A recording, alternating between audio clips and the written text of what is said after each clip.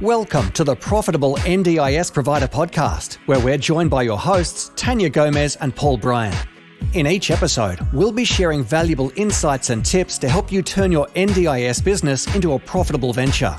So whether you're just starting out or looking to take your business to the next level, you've come to the right place. Let's stop surviving and start thriving.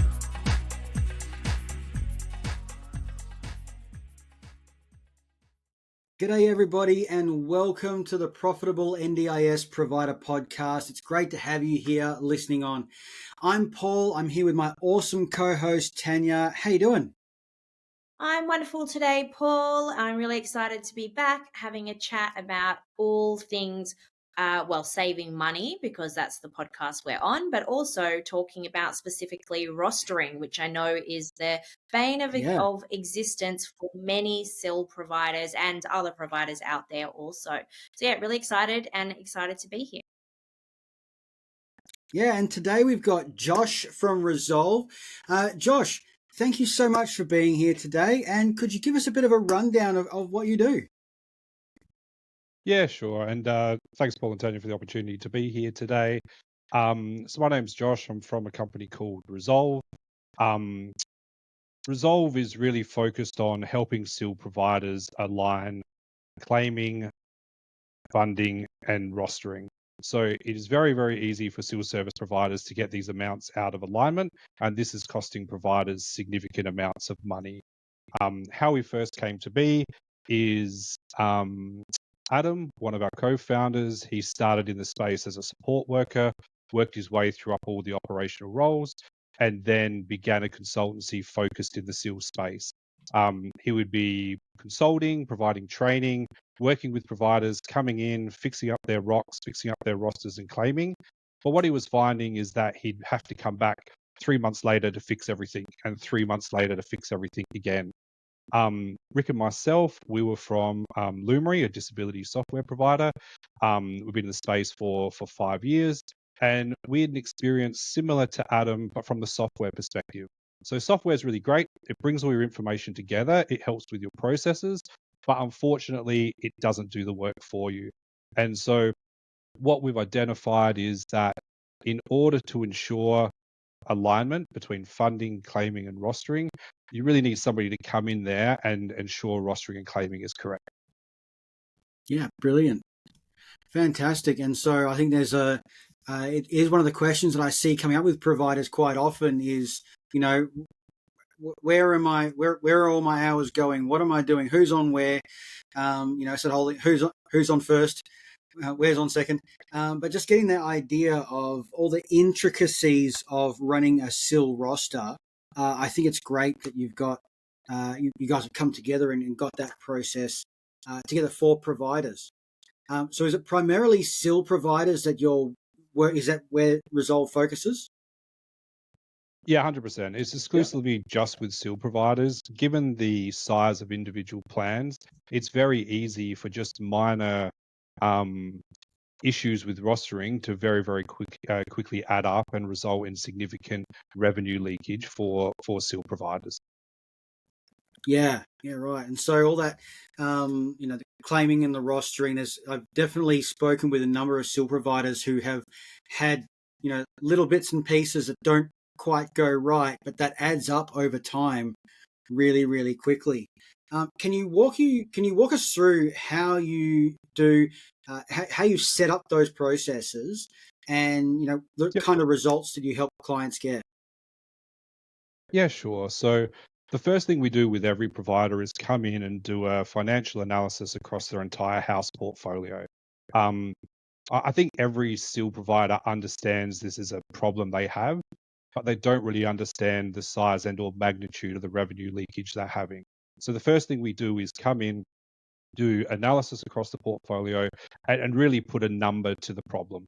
And that number is normally always in the hundreds of thousands of dollars.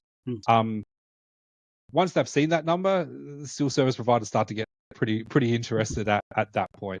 So what we do is we develop a roster for each house. Once we've got a roster that fits within the funding, we then meet with the client services team. So we're not just sitting in an ivory tower putting together some mathematically accurate roster and saying, see you later. We very much get down in the trenches with the team. So our first step is to meet with the client services staff, with the team leaders, with the support worker and understand what potential adjustments need to be made to the roster to ensure that it works and also fits within the funding. The next part we do is also look at things from a workforce planning perspective. So again, you can come up with a very pretty roster that may fit the funding, but they may be shifts that are unattractive to support workers. So it's not just about getting the funding amount correct, but also making sure that you're allowing for the individual needs of the participants within that house, and then also making sure the shifts are attractive to support workers as well. Wonderful. And can you just, I guess, break down for us why it is that rostering has such an impact on the bottom line? So you're talking about hundreds of thousands of dollars. How is it possible that doing a better roster can save you that much money? Yep, sure. So one of the most common issues we see is over-servicing with providers. So they are adding additional shifts, they're adding additional support workers to the house, but they're not thinking about what is the actual funding for that house. In a lot of cases, they don't have the necessary reporting in place to really understand how the individual houses are performing. So it's very, very easy to get out of whack. Even if you're over-servicing a house by $2,000 a week, which is really, really easy to do, just an extra shift here or there, that's up to 100,000 plus for just that one house. And then when you look at that over a series of houses, you can just imagine how quickly that adds up. Yeah, 100%. I mean, I've definitely spoken to a number of providers who have had that happen without even noticing, because you say a couple of $1,000s, but when you're managing 50 staff and 20 houses, and it's easy for those little discrepancies to really add up quite quickly over time.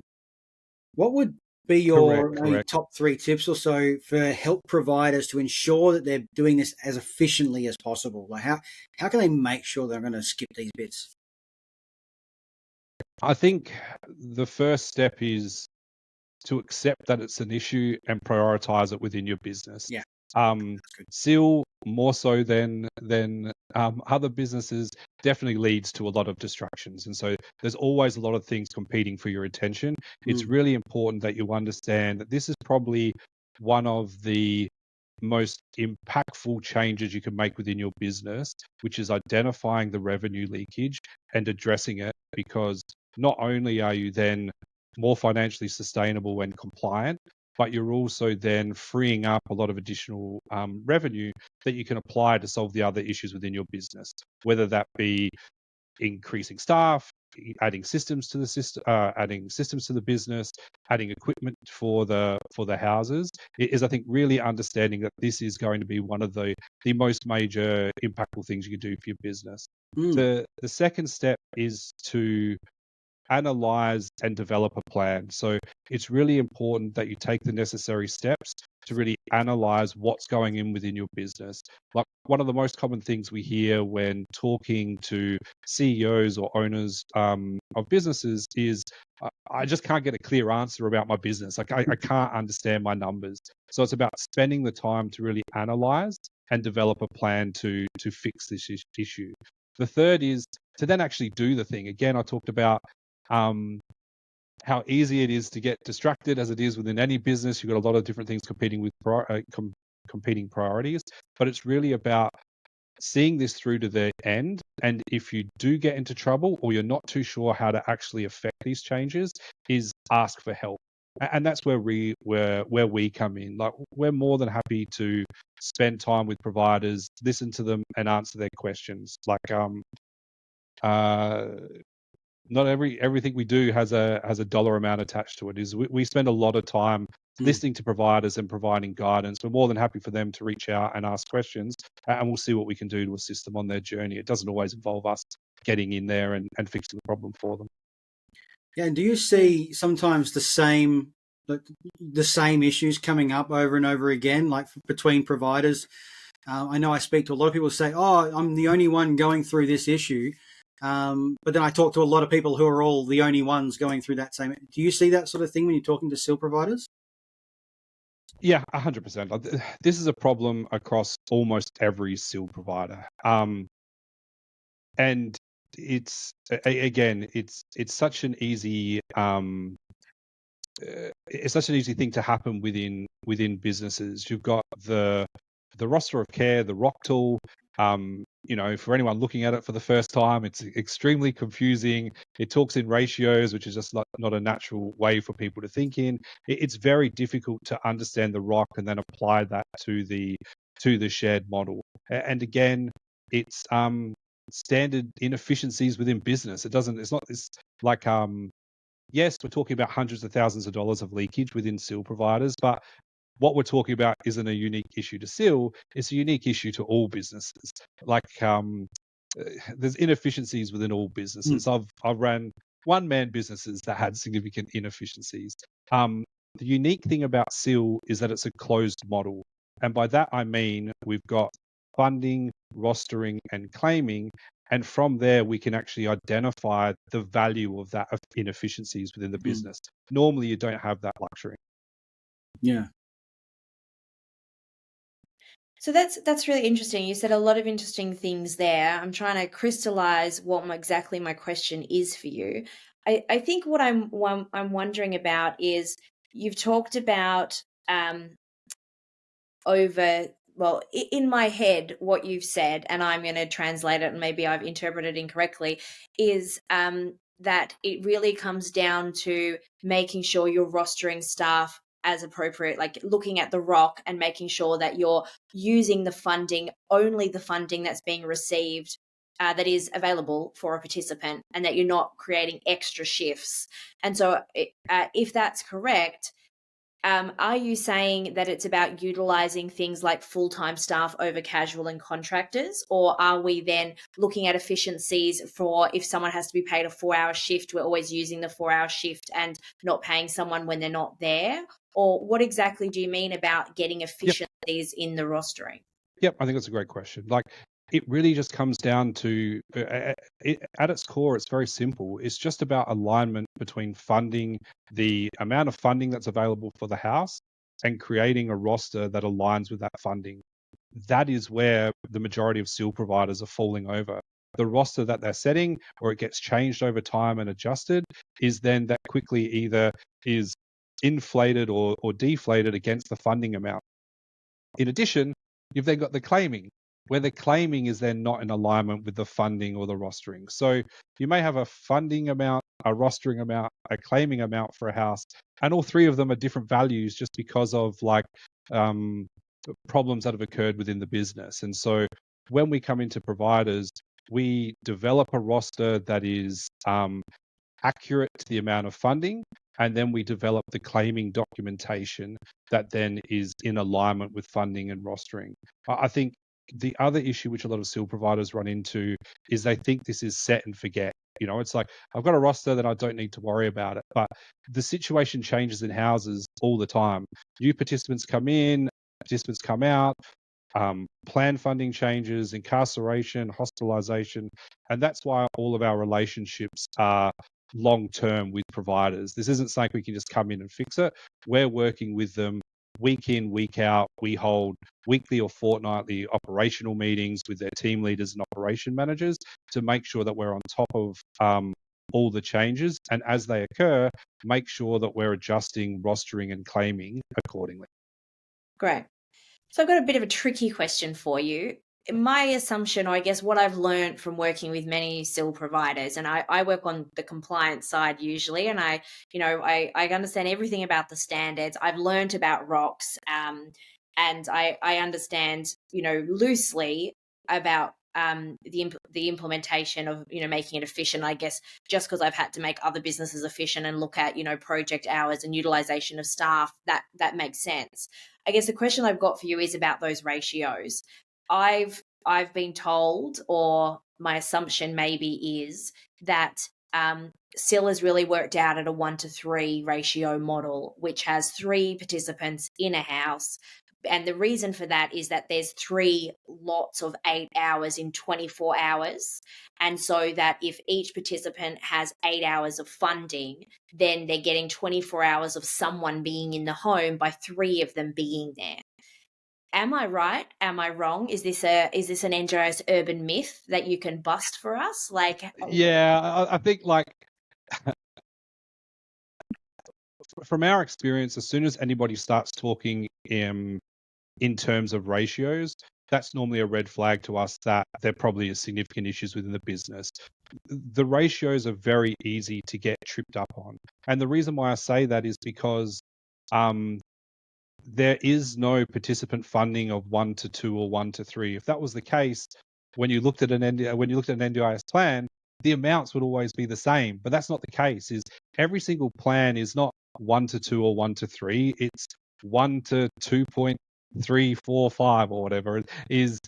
They don't fit into these nice little boxes, and that's where you get these rosters that aren't aligned with reality. And so a lot of what happens with a lot of providers is they may even roster according to the ratios, but the ratios are irrelevant. The funding is what is the most important factor, and they must be in alignment. Otherwise, you're going to be leaking money. That's interesting.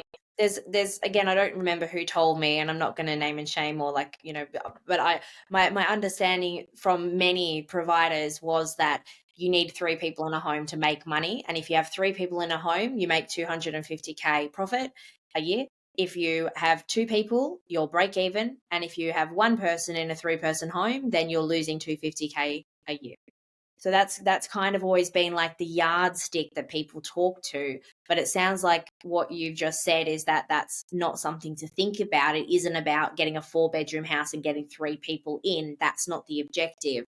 The objective is we're still dealing, even though it's shared living, we're actually looking at 3 individual or however many individual people's funding, and then you're having to look at with the funding for that home, whether it is 1 bedroom, 2 bedroom, 10 bedrooms, you're looking at the available funding for the whole home and scheduling based on the whole available funding, as opposed to looking what an individual is earning, and then aligning that individual with other individuals with similar budgets. Yeah, 100%. You've got it. It's as easy as that in terms of, and then the other thing we're not even talking about yet is the claiming side of things. Like providers, the claiming side again, it's so easy to make issues. We've seen every single permutation, underclaiming, overclaiming. So underclaiming, so again, is where with some providers we can come in and we can just change their claims and immediately are activating $2,000-$3,000 extra a week that they've been providing the support for, they just haven't been claiming for. The other issue, or the flip side of that, is where they are not providing the support, but claiming for the amount. Because for whatever reason, maybe they're just claiming a static amount, but the roster isn't correct.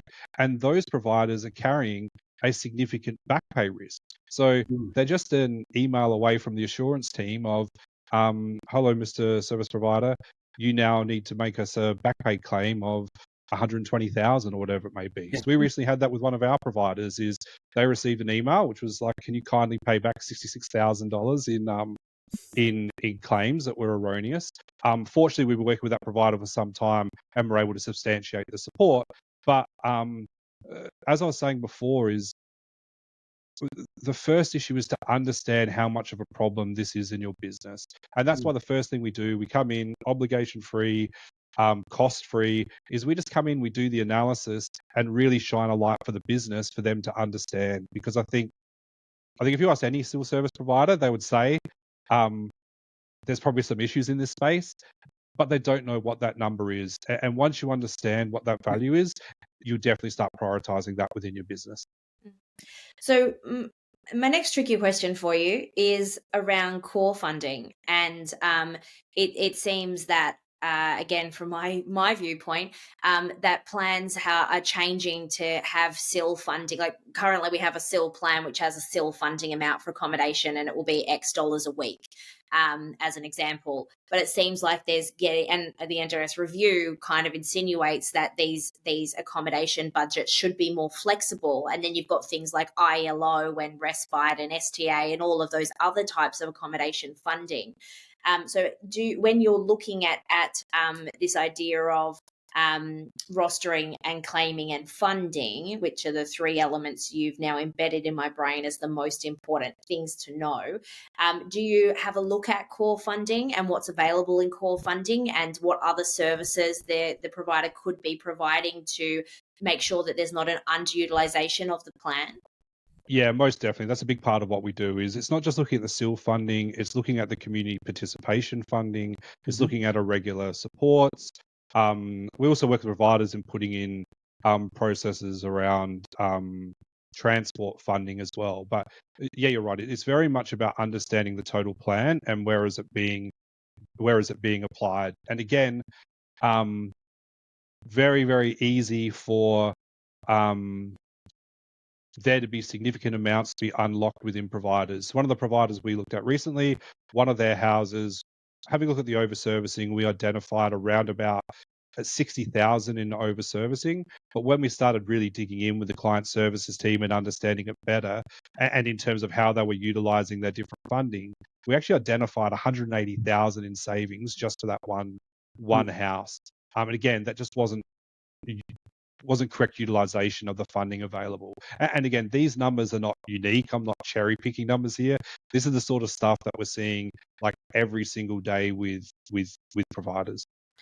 So in regards to overservicing, my question there from I guess a disability advocacy point of view is I worry about people focusing on overservicing. Obviously it's a thing, right? And you need to make sure, but I worry at what point are we not providing needs? And like there's a disparity very often between the amount of funding that's given and the amount of supports that's required.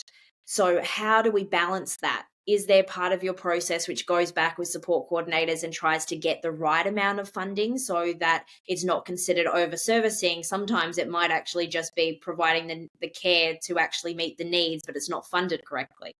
Yeah, definitely. So yeah, our objective is not to come in and start hacking away at supports left, right, and center just to generate additional money for providers. So across the whole portfolio of houses for a provider, there'll be a number of issues. There'll some that'll just be straight over servicing. There'll some where they'll be under servicing, and we'll have to have a conversation with them about uplifting their roster. Talking about over servicing specifically, it's really important that we are providing the accurate amount of support, because that then gives us a clear baseline for if the funding for that participant is adequate or not. If you're over servicing, it kind of hides the issue, if that makes sense. So if that person goes to another provider, who's to say that provider's not over servicing as well? So it's very, very important to get to the correct level of funding or the baseline level of funding. And then we spend a lot of time working with providers in terms of even when we do our analysis, we might find houses where there's over servicing, and it's like there's a risk to the participant if we cut back on support. So then we need to make sure that we take the correct steps in terms of change of circumstance. So we've spent a lot of time developing change of circumstance templates and processes and tracking mechanisms so that we are making sure that the participant is getting the support they need. Because ultimately, that's what this is all about, if you know what I mean, in terms of generating or identifying revenue leakage for providers ultimately will benefit the participants, and that's really what we're looking at. 100%. What we do at Resolv. Yeah, there's definitely been a lot of instances where providers have gotten stuck in that hamster wheel of getting everything sorted out, but it really does come back to, at the end of the day, if your business is operating efficiently and profitably, then you can reinvest into the things that are going to help your business. Having a conversation literally yesterday with one of my clients in sort of that position is that they are spinning the wheels, putting out fires, but not spending the time on the things that really matter, like making sure that the ratios are right. And I come back to that ratios again, but just making sure that that whole house is set up how it should be. I think it's consistent. 100%. Yeah, and as I've said, it's very easy to run into issues really quickly, which is why we've started Resolv, in terms of we come in, we take care of rostering and claiming, we take care of your reporting for the long term. We don't just come and go, we're with you every step of the way so that you're able to focus your efforts on the parts of the business that really matter. And that's really how we came into being, is we saw that there was a definite issue here. I don't think a lot of service providers have the ability to fix this. Like, again, we're seeing the reality of that every single day. So we come in, we take care of that. We give providers peace of mind that the financial part's being taken care of, so then they can just focus on improving their business and improving the level of support they're giving their participants. Yeah, Wonderful. That funding can also be at a bit of a lag measure. I'm wondering if someone's unsure if this is an issue for them or not, what type of red flags should they be looking for? How would they know that, oh, you know what, I really need to get on top of this because I don't think it's right, before it becomes a major problem? At the risk of being a little bit cheeky, I'd say if you're a SIL provider, this is a problem. In that there is no red flags. I would say 90% plus, and I think I'm being a little bit kind there. I say 90% plus of providers, this is a fundamental issue. The question for any service providers listening, the question that I would ask them to ask themselves is, do I have a clear understanding of the financial performance of each of my houses? If the answer to that is no, you've likely got substantial problems. I think that not just SIL providers, but I would say the majority of NDIS providers outside of, larger businesses, especially people in their first 3 years of operation, really don't have any financial transparency. And they, I assist lots of providers with things like due diligence when they're selling their business, or I'm helping them buy a business, and I do it from a compliance angle. But I look at a lot of P&Ls of providers, and what's really stands out to me is like the sophistication in the P&L, like that it isn't broken down into how many houses they have. It isn't clearly organized by direct costs and corporate overheads, or simple things. And I know I talk often about the profit first model, but in the businesses that I've run, I've always used a profit first model in small and medium businesses, which, as someone with dyscalculia, which is like dyslexia for numbers was always really scary for me. And I've run multi-million-dollar businesses to very tiny small businesses, and in all of those, finance has been part of my role, and I've had to really learn it. But having a really simple tool to allow you to see the transparency, and actually realizing, for me, at least as a business owner, when I realized that the performance of the business financially, and actually just all of the business performance, was my responsibility, and that meant financial transparency was my responsibility, and that I needed to know my P&L inside and out. And if it was not, I thought at first it was my husband's job because he's better than numbers at me. I thought it was my bookkeeper's job or my accountant's job. And it wasn't until I started realizing that nobody cares. I was going to say something else. Nobody cares as much as I do, and that paying my staff is up to me and my responsibility.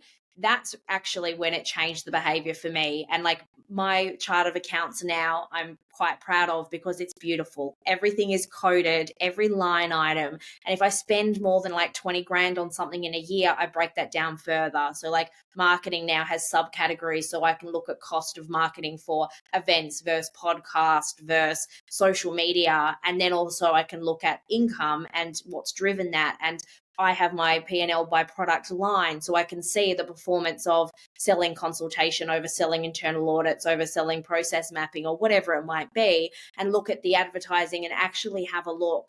And I really stick to my percentages of, I can't spend more than 15% of cost of acquisition, and I want to make 20% or whatever it is profit that I work out. And I feel like every NDIS provider needs to do that.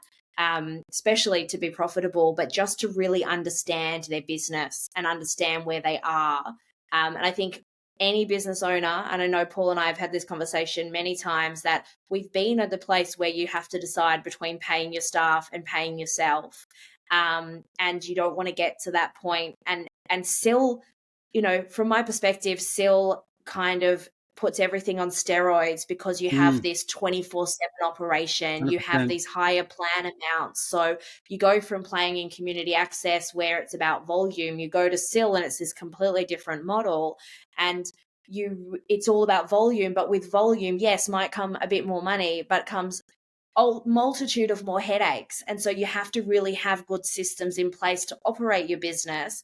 And, starting with financial transparency, I think is key, but then also all the other systems need to be aligned to keep up with that scale of staff, that scale of complexity, the complexity of behavior supports that is within SIL, or complex medical supports that might be there as well. Yeah, I couldn't agree more. And so I think it's very much baby steps for providers. So a lot of times what we're doing with them initially is just trying to get providers to a point where they understand house performance. So vacancies, for example, I would say the majority of providers don't understand how much vacancies are costing them. And that's really important information, because that then impacts the prioritization you're going to apply to that to then pursue acquisition of participants for those vacancies. And so with the providers that we work with, is the first step is to get the understanding of these core numbers of funding, claiming, and rostering, and then we'll start to build on that level of expertise. Because you're 100% right, Tania. If it is about taking ownership and understanding that the buck stops with you, but a lot of times you need assistance at the beginning with someone to help with you and show you the way at the start. So then you actually allocate the time to looking at reports and prioritizing the time of really trying to understand the financials within your business. Yeah, I do that in the compliance space. People only know they have an issue because they have a third-party audit, right, that tells them that they failed. And so people come to me after a horrible audit experience, and then they kind of pay attention. But before that, it's not even on their radar. And so finance is kind of similar. And I know Paul works with providers all the time that, they don't know what they don't know. And we have to kind of guide them and through that process of understanding it a little bit better. I think the thing about accountability, I think like the scariest and also most amazing thing or most empowering thing I ever heard in business was that, look, no one's coming to save you, right? Like no one's here to save you.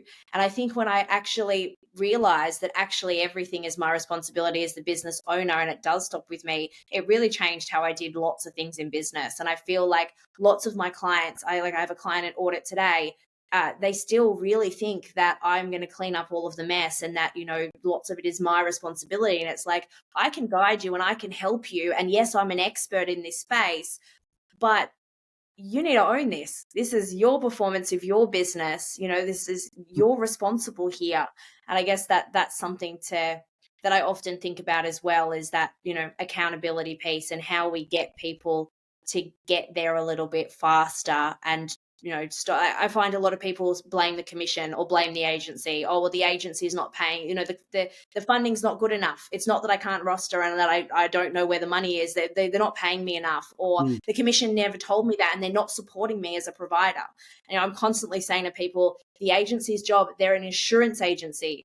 Their job is to not give you money, not to give correct, you correct, right? To save. and we're going to see a lot more of that as the We are. as the NDIA continues to mature. But I think that's why doing the analysis and understanding the actual financial impact within your business does help with that accountability, because it's really hard to be accountable until you can actually put a number to it. Do you mean? Or an audit fails, or you get a very unpleasant email from the assurance team, is in terms of. And so what we've found is coming in, doing that analysis begins that accountability journey for owners and CEOs. And what would you say are the three biggest mistakes? I know we've talked a lot about issues, but what are the three biggest mistakes that you see providers make in this space? Yep, I think we've touched on these slightly, but again, the first is applying the ROC incorrectly. Okay, so the first mistake is not understanding how the ROC translates into a roster. But let it be said, that's a very, very difficult task, and anyone listening that spends some time with the ROC would definitely be able to sympathize with that. It's a very colourful sheet with a lot of different numbers on there, but it is a very complicated tool. And then how that then translates into a shared house environment and how you're supposed to make a roster out of that is a very difficult process. The second or the second biggest mistake is not understanding the relationship between claiming and rostering. If you're adding another shift, if you're making changes to your roster, you need to be changing the claiming as well.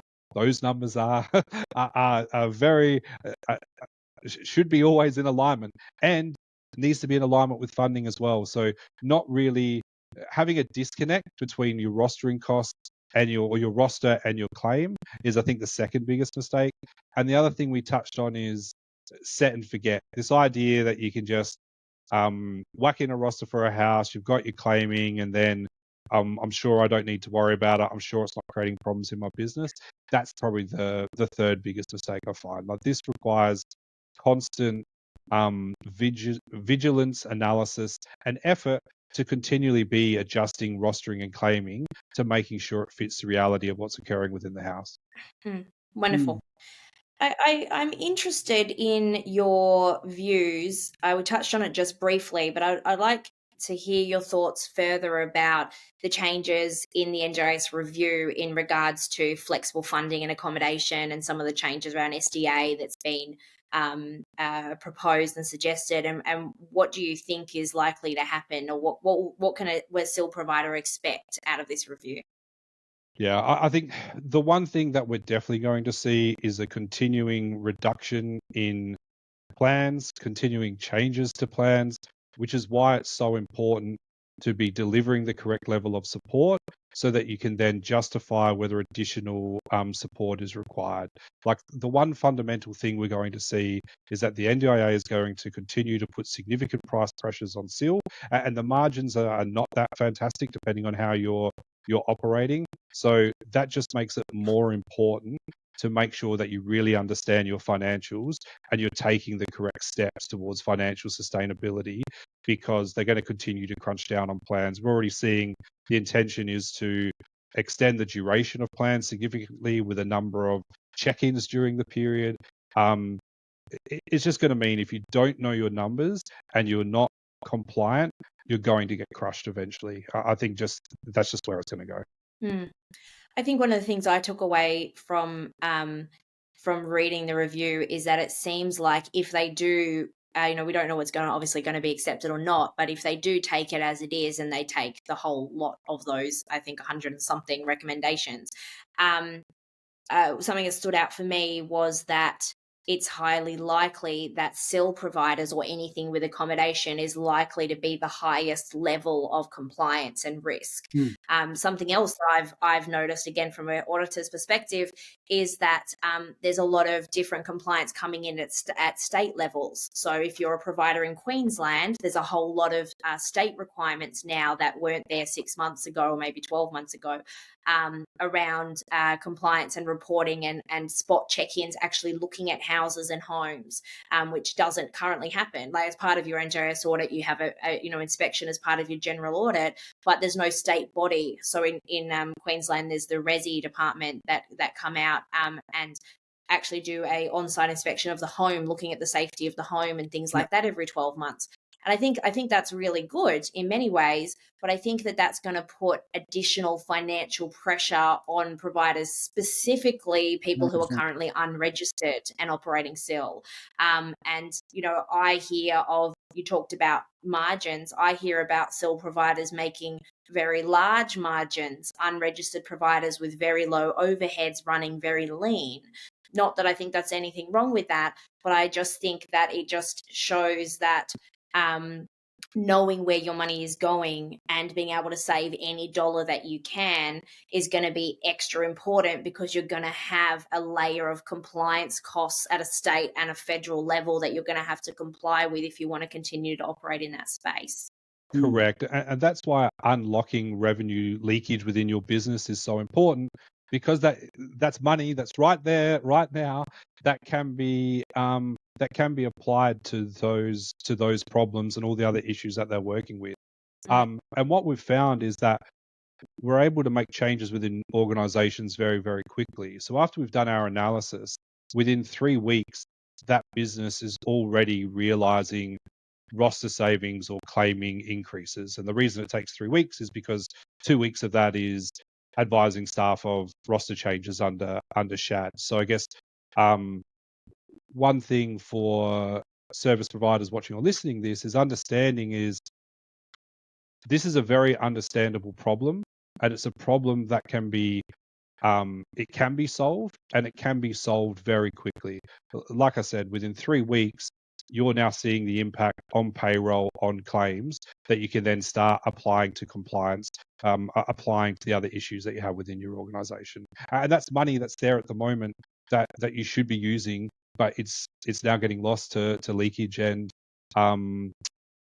process shortcomings within the organization. I have a question for you, maybe a tricky one, around the disability worker cost model. In your opinion, is there any correlation between the disability workers cost model and the actual of what happens in a SIL home, as far as, they give you, I'm going to get it wrong, but it's something like, 50% is direct costs, 20% is corporate overheads, and they think they leave you an 8% profit margin.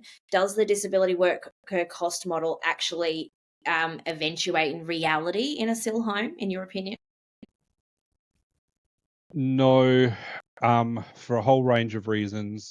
And it goes both ways, if you know what I mean. Like if you run your corporate cost is about 12.5%. If you run super lean, well, sure, you're freeing up margin there, but what other issues are you creating within your business, and what is the cost of that? Again, if you think about what I've been talking about here is providers are leaking, 500, 600,000 plus a year. It's hard for any business of these sizes to be generating a good return on that. So, following the cost model, do I think you can run a profitable SIL business? Yes, but running a SIL business is hard for all the reasons that we're talking about. And again, very, very easy to be leaking significant amounts of money. And when you're not dealing with massive margins, leaking revenue really, really hurts. So on average, we're talking about 30,000 plus per participant per year. So if you're just a small provider, 20 plus participants, like based on our experiences, what we're seeing, you're probably leaking 500, 600,000 plus.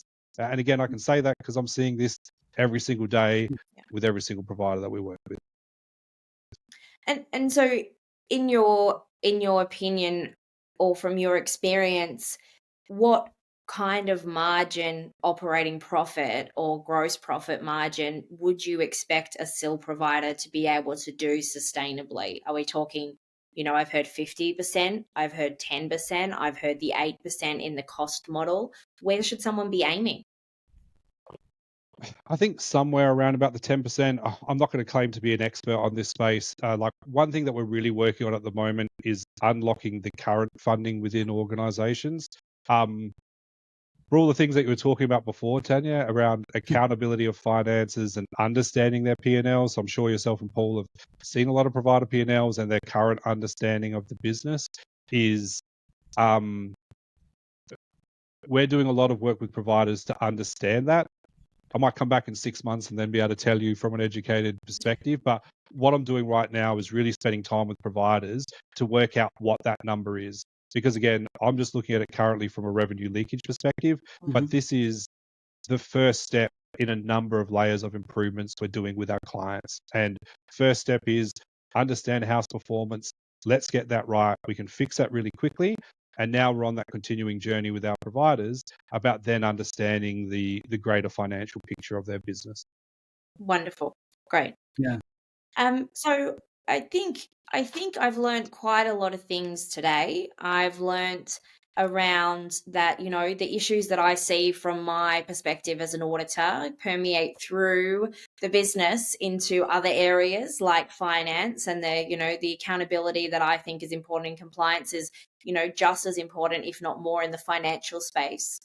I've learned that the keys to putting a good roster of care, or good roster of care together, is really aligning the total amount claimable in all of those bedrooms and all of those participants in the home, and that there needs to be a really clear alignment of the funding, the roster, and the claiming. And if you can get those three things right, and you're constantly updating your ROC and making sure it is in line with those three things as those different variables change, that you are ahead of the game.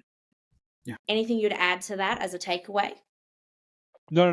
I think you've nailed it completely right. And then obviously, if you're struggling to do any of those things, reach out and have a conversation with those people that can help.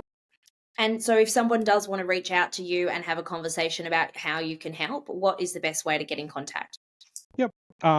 You can go to our website, so resolv.com.au, resolv.com.au. Hit us up on the contact there. Like, we're more than happy to have a conversation, even if you just want to pick our brains and have a chat about some of the problems that you're having. Like, we're more than happy to spend the time and provide what insights we can. The other thing we do for providers is, again, completely obligation free, completely cost free, is we'll come in and we'll do the actual portfolio analysis of all your houses. We'll come in, it's not a small amount of work, it takes us somewhere between 60 to hours, depending on the size of the provider. But we're more than happy to spend that effort and really provide clarity to service providers about how much revenue leakage is actually occurring within their business. I've just got a question there for our listeners. I really want to make sure we've got this really, really solid for them. So you're saying that bringing on one extra client isn't going to necessarily help the situation of all their leakage of funding? I've had a lot of conversation this last week. I just want to make sure it's crystal clear for everyone that's listening at the moment. Well, what I would say is that what we're seeing with almost every SIL provider is that the funding, claiming, and rostering isn't in alignment. Yeah. So when you bring in another participant, all you're going to do is continue to amplify the problem. That's another back pay risk in your business. It's more revenue leakage.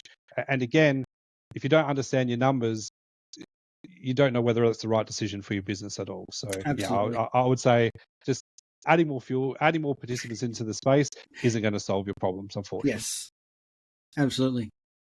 Awesome. Well, thank you so much, Josh. I really appreciate you coming here and shedding a lot of light on an area which is, I would suggest for many providers, a lot of smoke and mirrors around how the SIL should actually operate and what they should be looking for, as obviously, as opposed to just trying to bring on an extra client to fill the house.